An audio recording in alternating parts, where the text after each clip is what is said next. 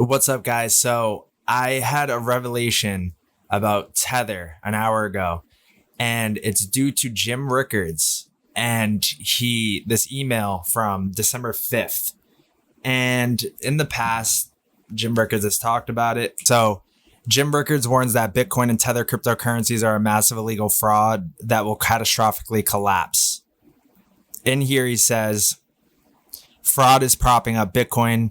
Bitcoin is propped up by people who buy Tether and leverage it. The people who cash in on Tether typically buy Bitcoin from unregulated crypto exchanges in Africa and Asia. These exchanges award free Tether coins for those who bring in new customers, leveraging new users and fraudulently driving up the price of Bitcoin. The problem with Tether is that there's no liquid assets to back it up. The company sponsoring Tether is called Bitfinex, and they call their cryptocurrency a stablecoin. The Tether is fixed at $1 and is supposedly held in safe liquid assets. First of all, it's Saturday, December 10th, 5:12 p.m. And the dollar reserve is backing Tether, supposedly held in a Bahamian bank, right? So Bahamas, FTX, named Deltic Bank and Trust. However, the assets claimed by Tether are greater than the total US dollar assets of the entire Bahamian banking system. Stablecoin is obviously not that valuable. It has been propped up by fraudulent marketing gimmicks that destroy its own value to prop up the price of Bitcoin. Meanwhile, the dollars supposedly backing Tether are unaccounted for. If this process were to go in reverse, which it inevitably will, the Bitcoin's values would collapse quickly because of leverage, and Tether would be unable to redeem retreating Bitcoin investors because of the unaccounted for liquid assets. When Bitcoin does crash, the Tether crooks would walk away with dollars. The price of Bitcoin and Tether would collapse catastrophically, and the Bitcoin investors would walk away empty-handed. If we look up this bank, Deltic Bank and Trust limited statement on FTX exposure. In light of the recent events, would like to give an update on exposure to the solvency and bankruptcy issues at FTX. FTX did not provide any services or to or hold any assets for the bank. Deltic Bank does not hold their trading for its account, therefore has no credit or asset exposure as designed. Yeah, but you can't trust them. So FTX, Tether's Bahamas banker linked to questionable U.S. bank purchase. The hidden ties between the FTX digital asset exchange and Tether stablecoin may become into sharper focus thanks to a questionable investment in an obscure U.S. bank. So if we keep going down, there's also the fact that Farmington's parent company, FPH, was run by the same Bahamas-based individual who served as principal bankers for both FTX Alameda and Tether. Nearly 2 years ago, SBF acknowledged using correspondent banks to wire money to FTX's Deltic accounts to create redeem USDT for US dollars. Clearly having a friend like Chelapona at both ends of this equation would dramatically simplify, streamline this process. So they're tied up. They're very tied up together. Obviously, they're tied up together. The bank, the relationships. And then even too, the CTO of Tether meets Sam Bankman in Venezuela, I think it was. So there's all this talk. This was a day ago trying to destabilize Tether. They're trying to take down Tether. So Tether stablecoin is helping to fuel the Bitcoin bubble. It's been, it's been the topic of discussion for a long time now, years. So Jim Rickards warns that Bitcoin and Tether cryptocurrencies are a massive illegal fraud that will catastrophically collapse. So he goes into it here. I'll add the link, but his most recent one was this. I work hard to avoid promoting conspiracy theories. They're too easy to adopt as explanations for all sorts of strange events and are highly implausible in most cases. They require extreme amounts of intelligence, coordination, and competence that, quite frankly, the alleged conspirators simply aren't capable of. Usually, stupidity is a perfectly good explanation, especially when it comes to politicians and other public officials. Even when elite coordination is apparent, it's not necessarily a conspiracy at work.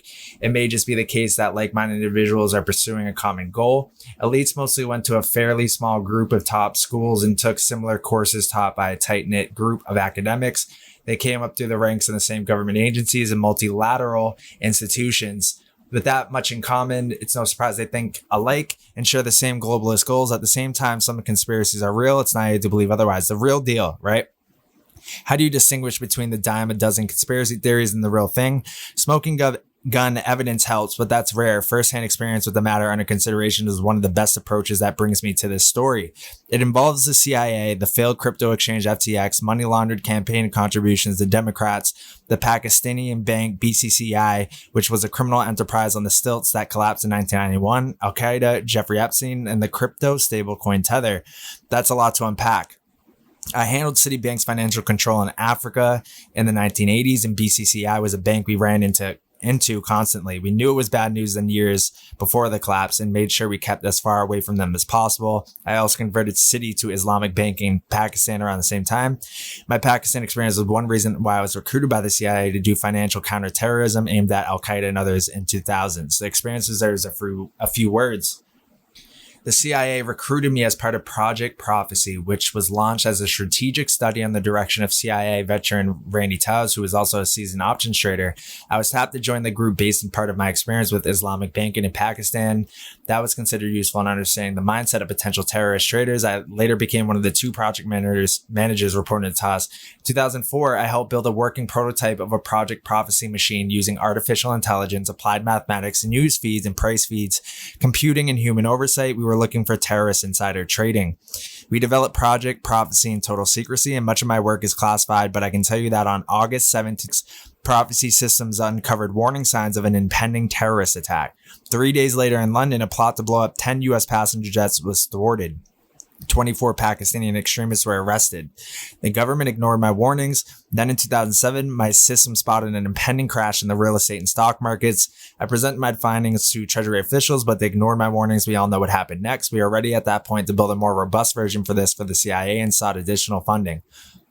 But the CIA decided not to move forward with the project mainly for political reasons. They were worried about possible adverse headlines if it were made to appear that the intelligence community was trolling through citizens' personal trading records. That was never true. We used open source price feeds to get initial leads and then operated through the judicial system after that. But the publicity risk was there and the CIA did not want to take that chance. After 2008, I moved on to other projects, but I never lost sight of the potential predictive power that we had discovered in Project Prophecy.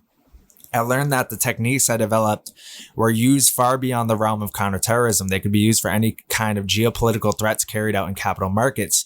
Cryptos and capital markets. As I've been an expert on crypto since 2010, shortly after they were created in 2009, besides I followed the Tether story for years and I've been able to drill down on FTX in real time. In other words, I've had enough hands-on experience in third world bank fraud, intelligence work, cryptocurrencies, and other touch points to know this story hangs together and makes a highly credible case. I'll leave the story to you rather than repeat all the details. Here's the main takeaway. FTX is just the tip of the iceberg.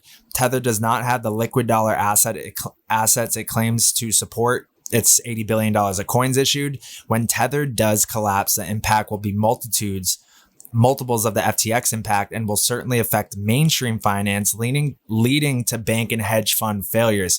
If the Tether collapse is delayed somewhat, it will be because the CIA finds it so useful in financing Ukraine, a democratic money laundering scheme, and so-called color revolutions around the world. It's all playing out before our eyes. Meanwhile, the crypto dominoes continue to fall and will continue to fall until they've knocked down mainstream finance. So here we go. The slow motion sequential collapse is far from over. It's just a matter of time before the crypto world collapse leaks into the mainstream financial world of banks, brokers, and hedge funds. All I can say is give it time. So what I think is like all the cards are lining up here to basically once Tether crashes, that's going to be the nail in the coffin. It's going to crash the whole crypto market, and that we're really going to see Bitcoin tank, Ethereum tank, all the other coins either will tank. 99% will disappear. The ones that are ISO 222 enabled or kind of already been given the green light as far as with the institutions and like with the high level elites, they're going to rise from the ashes like phoenixes, right? And that's when we'll see the mainstream traditional the markets freeze up and lock up. We'll see the spillover into the traditional. They'll have an excuse, right, to do emergency freezing of the market. So we'll see the ICE 9. There'll be an emergency regulation, international regulation on crypto. And then we'll see once the system resets and everything turns back on, the ISO 222 coins will immediately just like be up a ton. Like instead of 30 cents for XRP, or say it crashes to 10 cents, when things open back up, it'll be at $100, something like that. Because now you've scared everybody away from crypto. You've crashed the crypto market and you've crashed the traditional markets. You froze the markets, which means you'll freeze the banking system as well too. You'll do emergency regulation, and then you'll be able to implement the reset, turn everything back on. And if you're not in and holding XRP, XLM on a ledger or a way of securing it to withstand through this, kind of scenario, then you're out. You're either in or you're out before this event takes place. And I strongly believe it's going to take place, because it just makes sense thinking about it as an elite standpoint.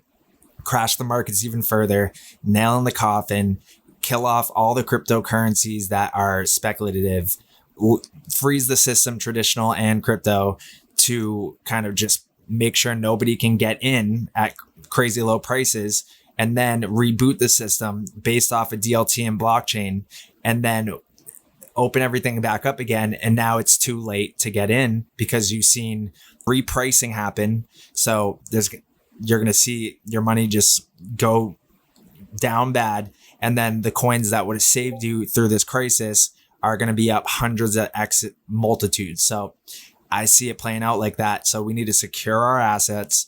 We can't trust any exchange. We need to get them on cold storage solutions. We could maybe trust Coinbase, but we really need to take the assets into our own hands, develop some more stringent or secure strategies as far as securing our assets. And then any money that we have now, we get into XRP, XLM for the ultimate rise of them after this all takes place. You're not going to have a chance to trade in and out of this. It's going to be a lockup moment. So it's one of those things that you can have your trading bag, but you need a big bag tucked away for when this moment happens.